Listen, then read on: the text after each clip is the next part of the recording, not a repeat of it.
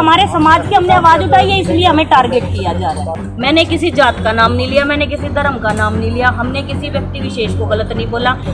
मैं क्योंकि एक वर्किंग वुमेन हूँ, मैं डेली अपने घर से अकेली आती जाती हूँ, तो मुझे ऐसा लगता है कि भाई हमें, मेरे बेटे को 11 साल का मेरा बेटा है, उसको भी जान से मारने की धमकी आई। कानून टूटेगा, हम कानून में विश्वास रखने वाले लोग हैं और हम ये चाहते हैं कि पत्रकार साथियों का मैं यहाँ पहुँचने पर बहुत बहुत धन्यवाद करती हूँ और आप लोगों को बताना चाहती हूँ, कई दिनों से चल रहा है ये प्रकरण। वीरू वाल्मीकि की हत्या हो गई थी और हम लोग निरंतर अपने समाज की तरफ से वीरू को इंसाफ दिलाने के लिए आवाज़ उठा रहे थे, जिसको लेकर किसी व्यक्ति ने अपने ऊपर उस बात को लेकर और हमें जान से मारने की धमकी दी है और कई बार दी है। ये लगभग पिछले 15 दिन से ये पूरा प्रकरण चल रहा है, लेकिन हमने कई बार कंप्लेंट करी, लेकिन पुलिस ने कोई कार्रवाई नहीं करी।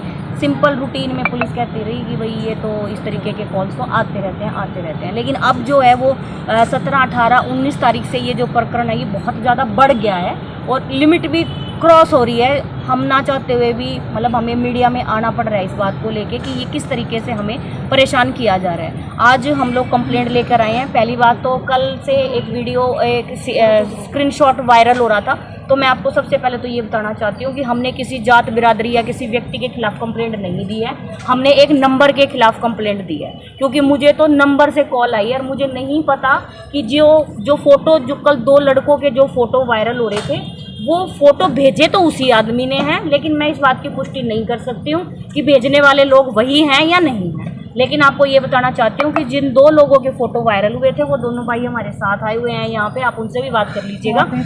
तो ये जो पूरा मैटर है, इसमें वो व्यक्ति कहता है कि 25 तारीख से पहले मेरे को गोली मार दी जाएगी। तो मैं ये जानना चाहती हूँ, क्या अपने समाज की आवाज़ उठाना कोई अपराध है? मैंने किसी जात का नाम नहीं लिया, मैंने किसी धर्म का नाम नहीं लिया, हमने किसी व्यक्ति विशेष को गलत नहीं बोला, केवल सिर्फ अपने समाज की आवाज़ उठाना आज इतना बड़ा अपराध हो गया कि इस तरीके की धमकियाँ हमें मिल रही है। आज हम बहुत ही उम्मीद के साथ एसपी साहब से मिलने के लिए आए हैं कि भाई हमें पुलिस सुरक्षा दी जाए, क्योंकि ये मैटर बहुत ज़्यादा बढ़ रहा है।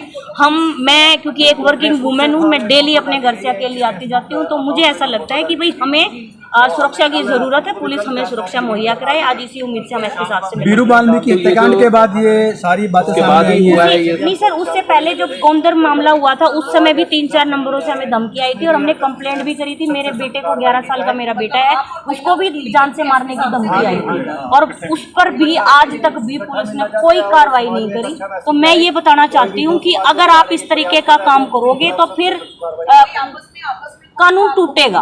हम कानून में विश्वास रखने वाले लोग हैं और हम ये चाहते हैं कि आप हमारी कंप्लेंट के ऊपर इस तरीके से इग्नोर नहीं कर सकते उसको। जब हम अब वीरू जो मरा वो कमेंट की वजह से ही तो मरा ना, वो किसी सोशल मीडिया के प्लेटफॉर्म की धमकी से ही तो मरा ना।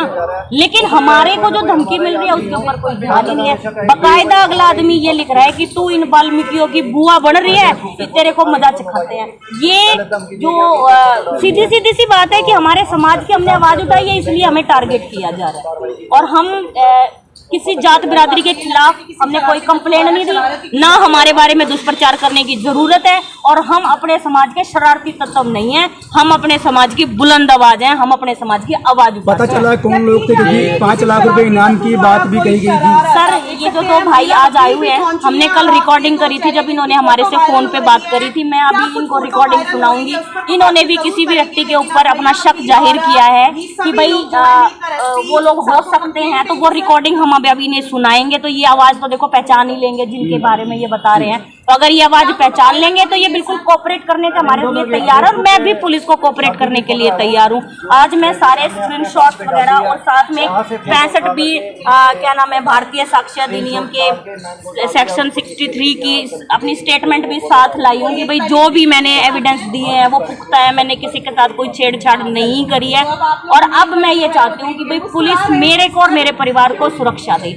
सिर्फ मेरे नहीं, मेरे साथ साथ बहुत सारे ऐसे सोशल एक्टिविस्ट हैं जिनको लगातार धमकियां आ रही हैं, लगातार धमकियां आ रही हैं। अब आ क्यों रही हैं? आ इसलिए रही हैं क्योंकि पुलिस जो है जब पहले धमकी आती है तो उनको गिरफ्तार नहीं करती है। अगर दो चारों को पकड़ पकड़ के अंदर ठोकेंगे ना तो धमकियां आनी बंद हो जाएंगी। नाम वाल्मीकि समाज का इस्तेमाल किया गया है, तो क्या लग रहा है कि ये जो पिछले दिनों यानी कि ये हुआ है, एनकाउंटर हुआ है, उसको लेने के बाद ये बिल्कुल सर। और देखो मेरे पास जितने भी कॉल्स आए हैं ना वो सारे ये बताते हैं कि हम रोड बिरादरी से हैं, लेकिन मैं इस बात की पुष्टि नहीं कर सकती कि वो हैं या नहीं। कई बार लोग झूठ भी बोलते हैं। अभी जैसे इन दो भाइयों की जो फोटो इन लोगों ने लगाई है वो ये तो ये कह रहे हैं कि भाई हमने नहीं भेजा, लेकिन किसी ने तो इनका फोटो भेजा ही है। तो इसका मतलब ये है कि हो सकता है कि दो समाजों में आपस में टकराव पैदा करने के लिए ये सारे काम किए जा रहे हैं। तो नंबर भारतीय था या विदेश का था? विदेश का नंबर भी है और इंडियन नंबर भी है सर। आप बता रहे कई नंबरों से आपको धमकी आई है। कम से कम 10 से 12 नंबरों से कॉल है, एनएमएस कॉल भी है। उनसे लगातार नंबर 3 दिन तक हुआ है ये सर? ये अभी 3 दिन से तो लगातार ही चल रहा है। अभी आपके यहाँ बैठे बैठे भी 2 बार कॉल आई है, हम उठा नहीं रहे हैं सर। क्या मांग करते हैं प्रशासन से? प्रशासन से एक ही मांग है कि मुझे पुलिस सुरक्षा मुहैया कराई।